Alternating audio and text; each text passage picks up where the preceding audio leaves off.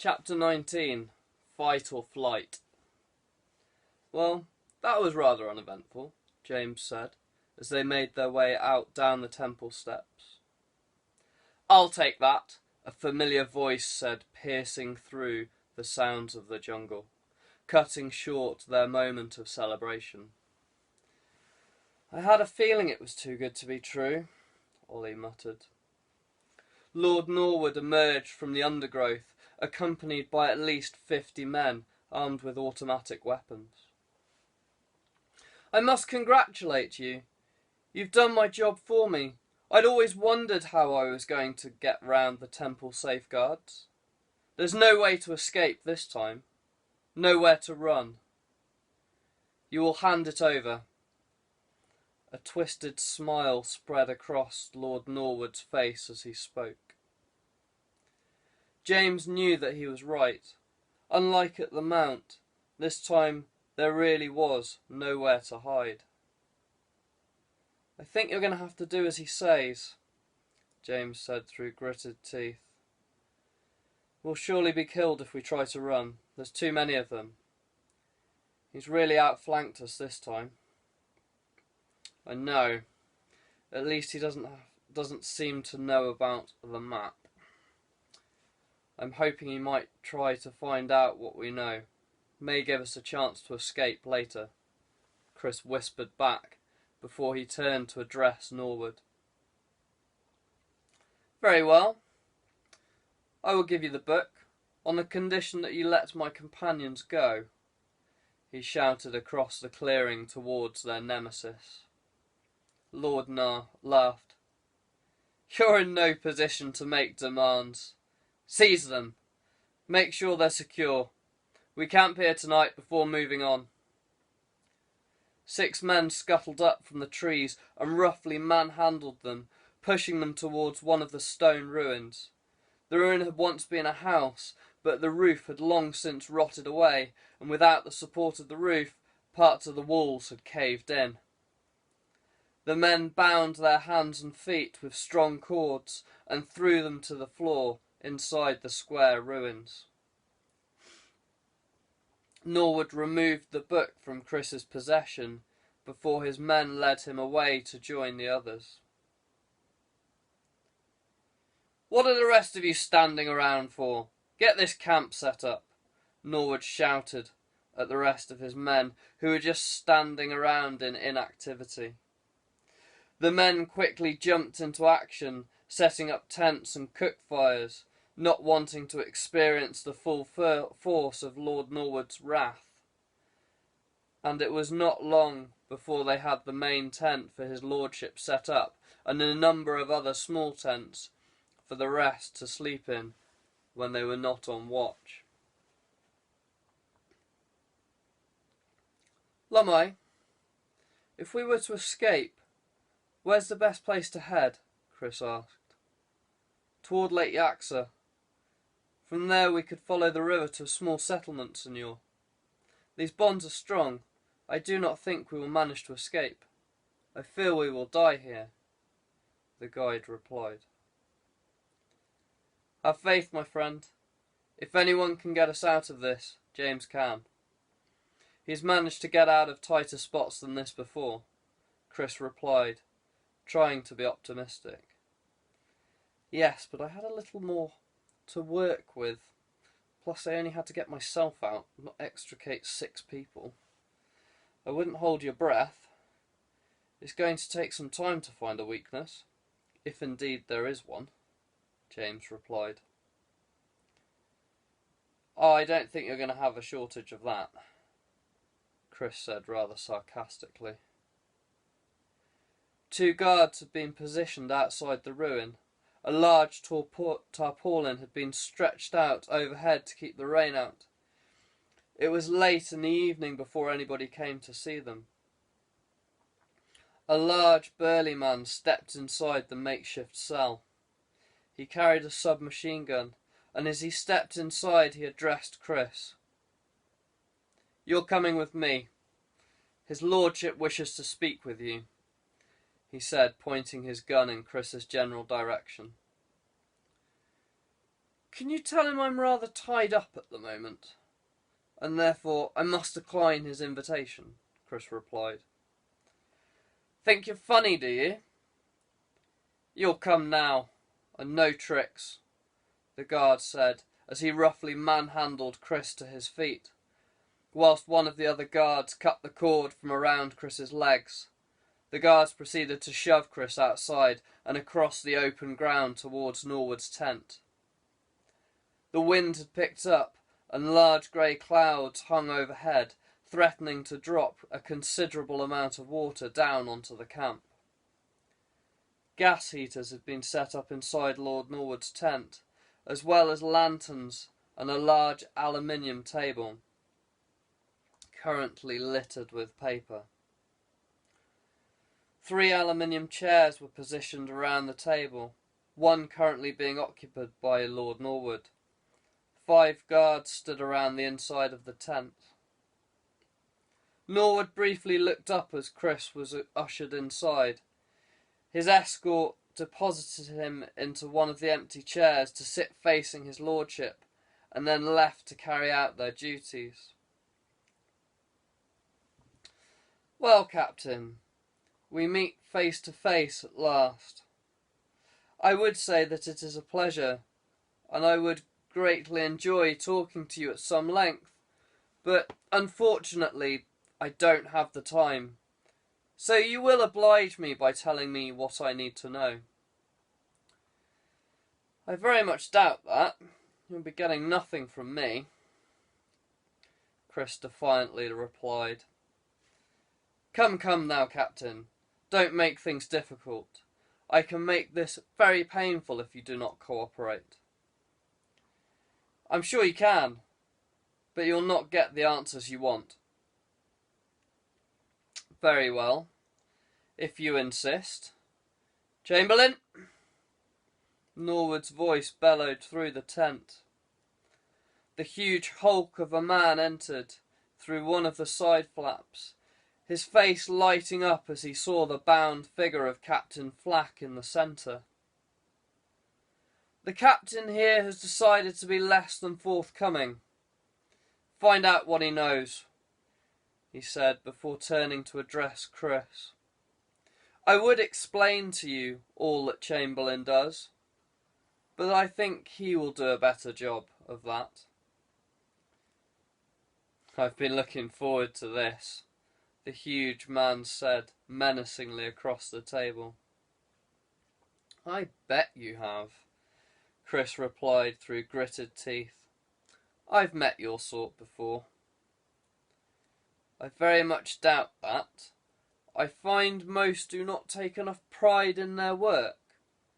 By the time I finish with you, you won't even be able to call yourself a man. But first, let me introduce you to a few of my little friends. You'll come to know each other quite well in due course, Chamberlain said, as he began to unroll a set of tools, spreading them out across the table.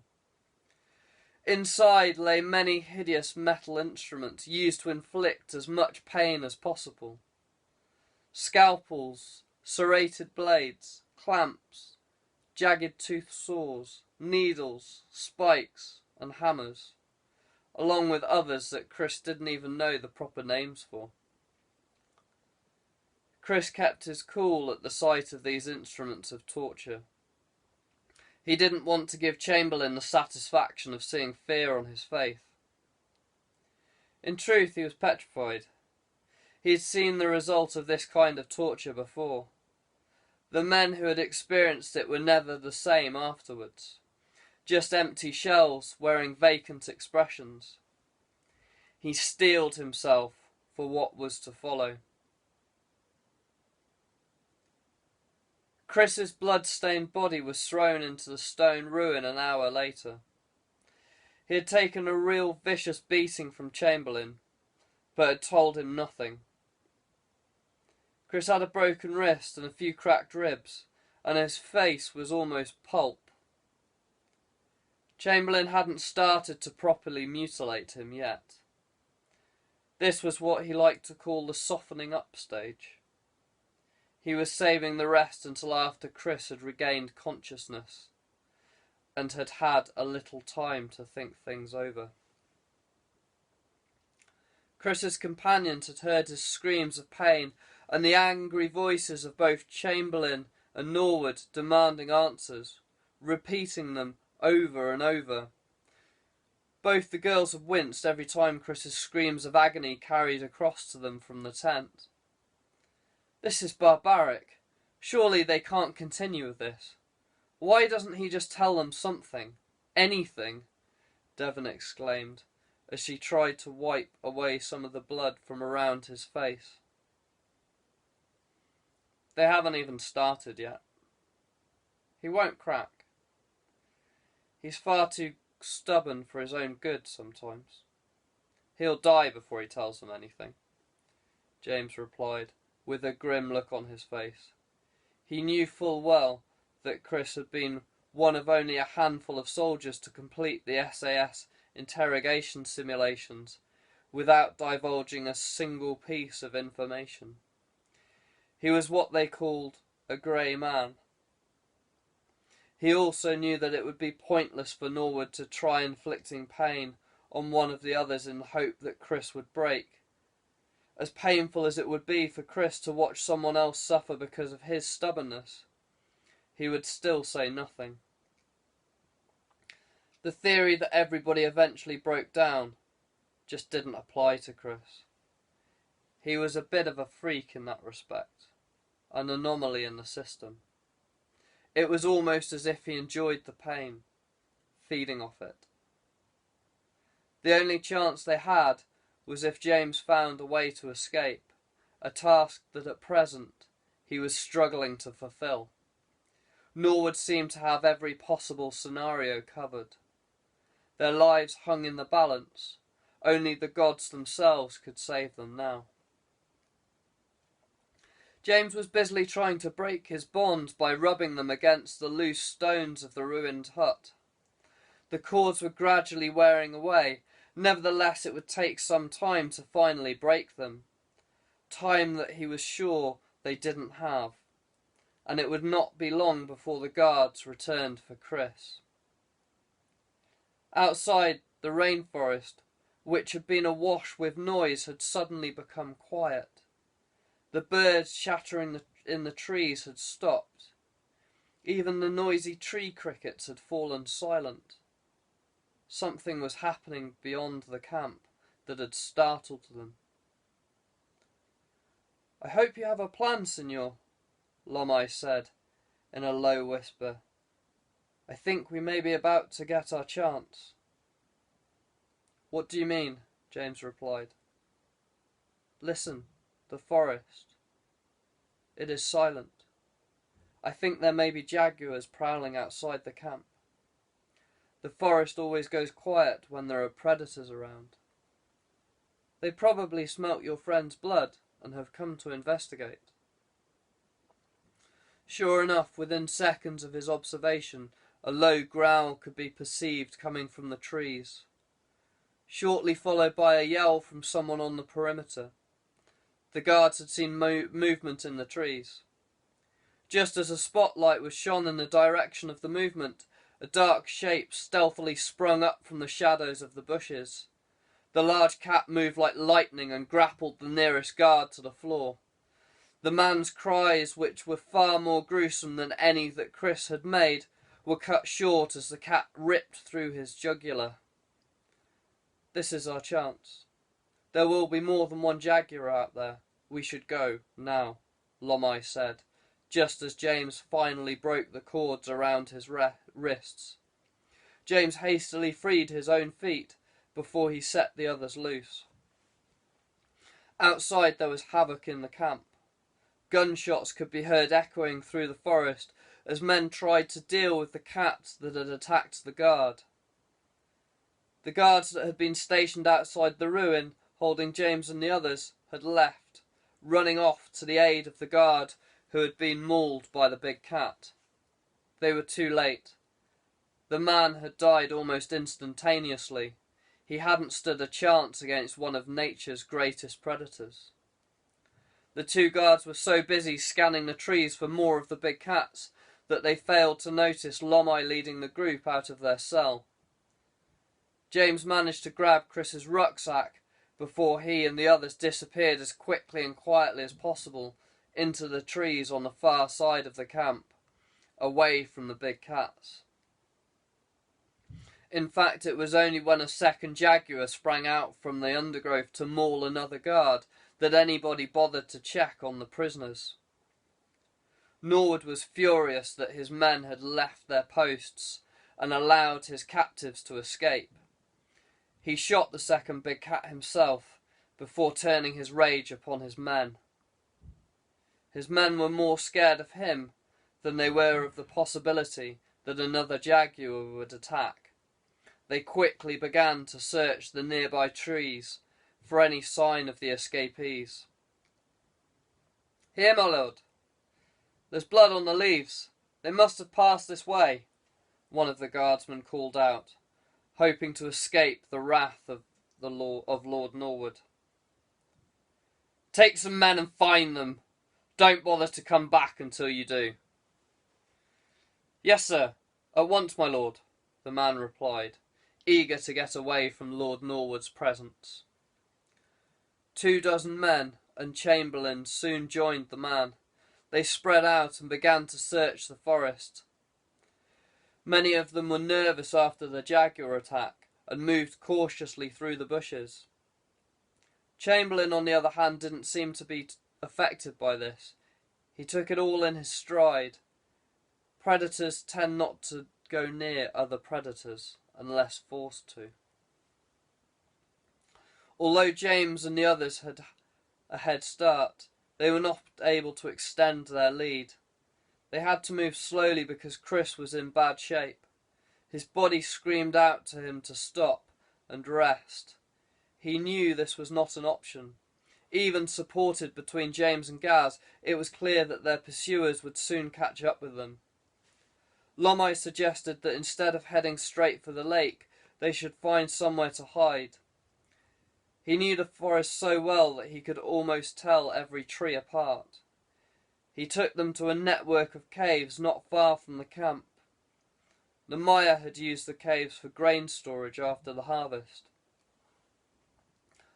Along the way to the caves, he stopped to cover Chris's wounds with mud, explaining that it would help to block out the scent of blood and would also prevent Chris leaving a trail of blood all over the place. It wasn't the most hygienic thing to do, but it would at least keep them a little safer until they reached the caves. They had no weapons to protect themselves, as the majority of their gear had been confiscated by Norwood. It was only Chris's bag that James had managed to retrieve, and so they had to rely heavily on Lomai's knowledge of the rainforest in order to survive. Once they had reached the safety of the caves, Lomai and James left the others hiding and went back out into the jungle. They planned to lead Norwood's search party away from the caves. A few hours later they returned, breathless. "We should be safe for a while," James said, trying to catch his breath back. "We left Norwood's men struggling with a particularly thick part of the jungle. With any luck, they won't realise for quite some time that they're looking in the wrong direction." "At least you're safe," Rachel said. She had been relieved to see his familiar figure re-entering the cave. She had been really worried after the first hour since Lomai and James had left that something really dreadful had happened to him. She had already lost Jack. If James had died as well, she wouldn't have known how she would have coped. She was beginning to become rather enamoured with him, although she would be the last to admit it. "How's the patient?" James's question snapped her back from her thoughts to the present. "Stronger than he was, but he's in a really bad shape. We need to get him to a doctor as soon as possible." The expression on her face betrayed her feelings of fear. "Don't worry, he'll be fine. He's always been a survivor," James said, trying to reassure her. He'd seen her expression and knew exactly what she was thinking. Gaz, can you and Ollie find something to make a stretcher with? No worries, there's plenty of branches and vines outside, Gaz replied as the pair sprang up from the floor of the cave and darted out of the cave to find what they needed. James was right. They would move far quicker if Chris was off his feet. They crouched in the dark cave, huddling together closely. Gaz and Ollie didn't take long to construct the stretcher out of what they could find in the undergrowth. They returned shortly and tried to ease Chris up onto it. Chris was being stubborn, insisting that he could make it out of the jungle on his own 2 feet. Ollie was having none of it. Don't be an idiot. You can barely stand up, let alone walk. Get on, before I knock you on. Once they had settled him on the stretcher, they made their move, away from the caves, taking the shortest possible route to the lake. They remained vigilant, as the jungle was still an extremely dangerous place. The risk of running into pumas and jaguars was high, let alone the possibility of Chamberlain and the rest of Norwood's men discovering they had been led astray. By the time the small group reached the shores of Lake Yaxer, they were short of breath and had to stop, rest, and check to make sure that Chris was still conscious. He was, but only just. His condition was deteriorating. Chamberlain really had done a number on him. Lumai, how much further is it to the village? James asked, worrying that his friend may not remain conscious for that much longer. At our current pace, an hour, maybe longer, Senor. It is difficult to tell. The jungle has grown up a lot in these parts since I was last here. I could run ahead and get help. Follow the river to the east. You will come to the village. I think that would be best. I'm not sure he will last too much longer. With that, the Mayan guide left them, running off along the edge of the lake to fetch help. The rest followed in the direction Lomai had run off in. James and Rachel took over carrying the stretcher from Gaz and Ollie. The 2 young men had done a sterling job so far carrying the stretcher, showing little signs of tiring. They had not complained once. Even so, James realised it was about time they had a break from the heavy work. Chris was a pretty heavy guy, and it couldn't be easy carrying him over the undulating terrain of the rainforest, manoeuvring the stretcher over fallen trees and through dense undergrowth. Chris was becoming more incoherent as they made their way along the bank of the river. They were still a long way off the village. James decided that they would have to stop and take a break for a bit, mainly to try and rehydrate Chris. He'd lost quite a lot of fluids. James hoped that Lomai had reached the village by now and was on his way back with help. It had been a risk to put all their faith into the guide. Anything could happen to him along the way, but he knew the ways of the forest, and he certainly had a better chance of reaching the village with time to spare. Lomai was already on his way back. He'd had no trouble in reaching the small settlement, and had banged loudly on the first door he came to until he had awoken its residents. After explaining the situation, they had pointed him in the direction of the village physician, if you could call him that. He was by no means a doctor in the same sense of the word as in Western society. He just had knowledge of the local herbal remedies and such like. The village physician agreed to follow Lomai back upriver to find his friends. Lomai and the physician reached James and the others just in the nick of time. Chris was not far away from totally losing consciousness. He'd been drifting in and out for a good 10 minutes. The physician didn't stop to greet them. Instead, he immediately began to examine Chris. After a few minutes of muttering to himself, the physician took a small pouch from his side and a small wooden bowl he had brought with him. He stooped down by the bank of the river to fill the bowl with some water. Before he opened up the pouch and poured a powder into the bowl of water, he forced Chris to drink it, saying something in his native tongue to Lomai as he did so. He says this will keep him alive for now, but that we need to get Chris to the settlement as soon as possible. Chris has sustained internal injuries that he can't treat here, Lomai said as he translated the physician's words. James suspected the physician had said more than that, but wasn't about to waste time by asking what else the physician had said. The needs of his friend came first at this point.